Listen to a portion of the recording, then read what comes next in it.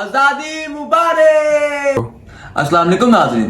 तो क्या चल रहा है आजकल? मैं हूं आपका होस्ट दोस्त Jerry. Welcome to a brand new episode of Jerry writes. बाजी से समझ ही गए होंगे, आज बात होगी 14 अगस्त के बारे में, यानी कि जश्न आजादी मुबारक के बारे में। मुबारक, हाँ मुबारक ही है, हम सब बाजी पूछे चुप जाते हैं। 14 अगस्त वाले दिन हमारी कौम को आजादी नहीं मिली थी, बल्कि हमारी देसी फैमिलीज को आजादी मिली थी। देसी फैमिलीज के बच्चों को आजादी मिली थी। हमारे देसी फैमिलीज के बच्चों को आजादी मिली थी बाजे बजाने के लिए, मुंह पे पेंट कराने के लिए, झंडियां लगाने के लिए, 70 के ऊपर 15 रुपए वाला झंडा लगाने के लिए। 14 अगस्त वाले दिन जिस तरह हमारे मुल्क के अंदर बाजों की लहरें गूंज रही होती हैं, कायदे की रूह भी कब्र के अंदर तड़प रही होगी कि यार किस तरह के जानवर मखलूक को मैंने आजाद करा दिया। आजकल की नौजवान नस्ल को तो पता ही नहीं आजादी क्या चीज है। आजादी के बारे में उनको कुछ पता ही नहीं है। ये गुलाम कौम है, ये कैद कौम है। ये सिर्फ एक काम कर सकती है, जाके व्हाट्सएप के ऊपर अपनी तस्वीर का स्टेटस लगा सकती है, सोनी धरती अल्लाह रखे। लेकिन असल आजादी मनाते थे हम ब्राउन फैमिलीज के बच्चे। हमारी देसी फैमिलीज के अंदर आजादी की प्रिपरेशन 3-4 दिन से पहले से स्टार्ट हो जाती थी कि जब हम एक परात लेके उसके अंदर थोड़ा सा आटा खुश्का डाल के और पूरे मोहल्ले में फिर रहे होते थे कि आंटी डोनेशन दे दें, अंकल डोनेशन दे दें। अंकल किसी ने 15 रुपए डाल दिए, किसी ने 20 रुपए डाल दिया, अमीर पार्टी ने 100 रुपया भी डाल दिया या 50 रुपए भी डाल दिए कि हम क्योंकि कहते थे कि हमने पूरी गली सजानी है अंकल। और उन सब पैसों को इकट्ठा करके फिर हम लोग उसी गली के कोने पे जाके एक बंदे ने फटा लगाया था, जो कि सिर्फ सीजनल फटा लगाता था, जिसने सिर्फ 12 रबीउल अव्वल वाले दिन फटा लगाना है, ईद वाले दिन गन्नों के लिए फटा लगाना है और 14 अगस्त वाले दिन झंडियों के लिए फटा लगाना है। हमने उसी बंदे के पास जाना है, उसी से जाके झंडियां खरीदनी है और फिर झंडियां आके और साथ सूतर खरीदना है। सूतर इज मोर इम्पोर्टेंट भाई। और ये सब खरीदने के बाद फिर हम सब आके पूरी टीम बैठ के झंडियां लगाती थी ग्लू से। ग्लू से कौन झंडी लगाता है? ग्लू से झंडियां नहीं लगती, झंडी लगती है आटे की लोई से। खुश्का लेके उसके ढेर सारा पानी डाल के एक अच्छा सा समद बॉन्ड टाइप चीज बना के उसके साथ हम लोग उंगलियों से झंडियां लगाते रहे, एक सीधी एक उल्टी, एक सीधी एक उल्टी। फैशन है भाई, आपको क्या लगता है? इतना आसान है 14 अगस्त मनाना। और फिर पूरे मोहल्ले में झंडियां लगा के, घरों के बाहर झंडियां लगाने के बाद फिर हम लगाते थे झंडे। और जिस घर के ऊपर सबसे बड़ा झंडा लगा होता था वो घर उस पूरे इलाके का सबसे अमीर घर कहलाता था। और उसके बाद पूरे मोहल्ले की जितनी बाइक्स हैं उन बाइक्स के ऊपर 15 या 20 रुपए वाला प्लास्टिक का झंडा लगता था। और वो झंडा लगाने के बाद ये सब तो थी 14 अगस्त से पहले वाली प्रिपरेशंस। अब आते हैं 14 अगस्त वाले दिन।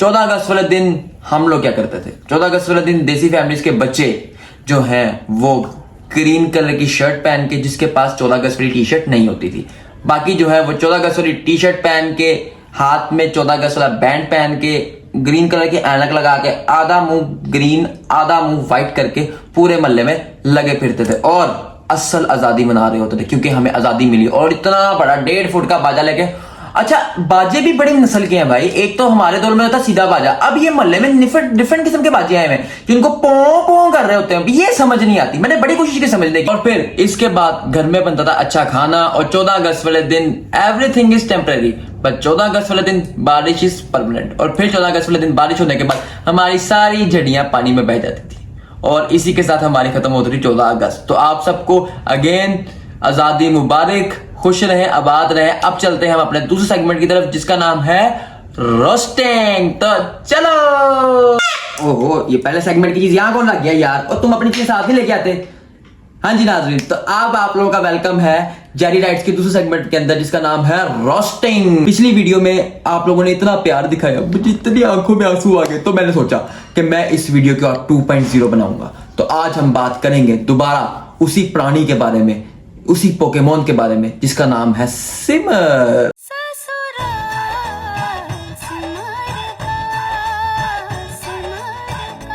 जैसे मैंने आप लोगों को पिछली वीडियो में बताया, इस ड्रामे को देखने के लिए आप लोगों के पास लॉजिक का होना बिल्कुल जरूरी नहीं है। लॉजिक तो फोत हो जाती है और आप लोगों का घुटनों से भी नीचे सोचना जरूरी है, मतलब कि अपने गिट्टों से सोचना आपको जरूरी है। और सबसे बढ़कर ये आइकॉनिक सीन भी इसी ड्रामे में पाया जाता है।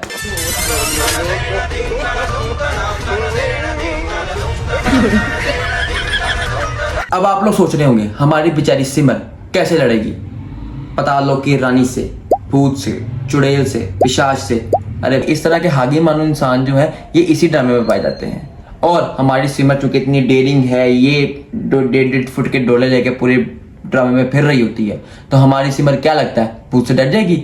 अरे भाई घंटा भूत को मार कुत्ते की तरह मार मार के उसकी टुई लाल कर देती है। वो जाके पाताल लोक की देवी को ले आता है कि मुझे बचा लो। फिर पाताल लोक की देवी आके इतना बड़ा कुल्हाड़ा लेके हमारी सिमर की तरफ थ्रो करती है और वो यूं यूं यूं यूं यूं यूं यूं यूं करती थ्रो जा रही होती है और वो जाके सीधी लगती है हमारी प्यारी रोली को। क्यों?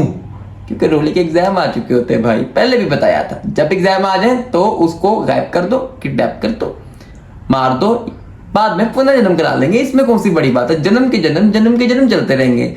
जन्म जन्म जन्म साथ चलना यूं ही। लोक की रानी से कुल्हाड़ा खाने के बाद हमारी रोली 1.5-2 मिनट की स्पीच देती है। अच्छा, जब मैं छोटा था ना तो मुझे लगता था कि शायद मरने के बाद ये स्पीच देना जरूरी है, क्योंकि हमारा बचपन इतनी मुफलसी में इन्हीं इंडियन ड्रामा सीरीज के अंदर गुजरा है। मुफलसी के दौर थे वो, जब हम ये ड्रामे देखते रहते थे और हमें लगता था कि शायद मरने के बाद आपको 5 से 10 मिनट की स्पीच तैयार करनी है। मैंने तो तैयार करना भी शुरू कर दी थी। उस स्पीच के बाद पाताल लोक की रानी सिमर को बंद कर देती है पाताल लोक के अंदर। तो आपको क्या लगता है, हमारी सिमर वहां फंस जाएगी? हमारी सिमर वहां मर जाएगी? अरे घंटा, हमारी सिमर उसी के राज पे कब्जा करके पाताल लोक की रानी बन जाएगी। करने एक नया संघर्ष सिमर ने संभाला है पाताली देवी का साम्राज्य। सिमर शुरू से बहुत ज्यादा डेयरिंग है, उसको डेयरिंग काम पसंद है। मैं अपनी शादी पे जाऊं या पहले जाके कंपटीशन जीतूं? हमारी सिमर कंपटीशन जीत। बाबा सुकून से बैठ के अपनी तपस्या कर रहे हैं, तो क्या जरूरत है उनके साथ डांडिया खेलने की? लेकिन हमारी सिमर क्योंकि डेयरिंग है, जाके डांडिया खेलती है। तूने हमारी तपस्या भंग की है, मैं तुझे श्राप देता हूँ। और वो बाबा उसको श्राप के तौर पर मक्खी बना देता है। उन्होंने ये क्यों नहीं सोचा कि हमारी सिमर को मक्खी क्यों बनाया, उसने मारा क्यों नहीं? अरे भाई, हमारी सिमर अमर है, कांस्टेंट है, खाई में गिर के जिंदा, एक्सीडेंट करा के जिंदा, पुनर्जन्म करा के जिंदा, कॉमन सेंस खा के जिंदा, लॉजिक का सूप पी के जिंदा। हमारी सिमर हर चीज में जिंदा है, इसलिए वो मक्खी बन के भी जिंदा है। और उससे भी बड़ी बात जो मैं सोच रहा था कि सिमर ये लोगों को बताने में कामयाब हो जाती है कि उस मक्खी में वो सिमर है।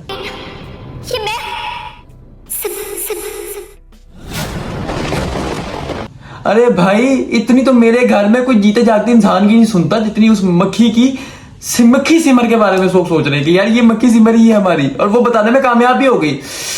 तो सलूट है भाई इस ड्रामे को, सलूट है इन लोगों को, सलूट है इसके स्क्रिप्ट राइटर को, और दोनों हाथों से सलूट है हमारी प्यारी सिमर को। तो इस ड्रामे को यहीं छोड़ते हैं, अपने भाई को दे इजाजत।